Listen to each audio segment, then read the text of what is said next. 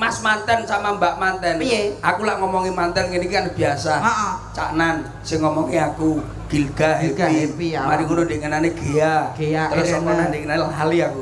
Iki kan ngomongi Mbak Murni sama Mas Martin sama Mas Faruk. Heeh.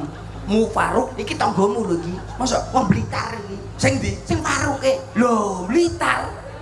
Lah ya tapi nanggape malah ning Tuban kene. Engko kon munggah le. Oke. Pokoke lek mantenku munggah, Nah. siji Piye? joget, Joget. nomor loro Nyanyi. nomor telu Telu. nyawer, nomor papat nyangoni, nomor 5 ngekei hadiah. Halah. Wah duit tak sing mburi iki lho. Lah maksamu ngene iki maksamu percil bengi iki golek apa? Ya golek sedulur. Duit nyapa to dulur bareng karo. Duit ora nek duit merotol ya. Iki lho unen-unen Jawa wis ngarani para mbah-mbah biyen, para sepuh, para wasis wis ngarani. Akeh dulur, akeh rejeki.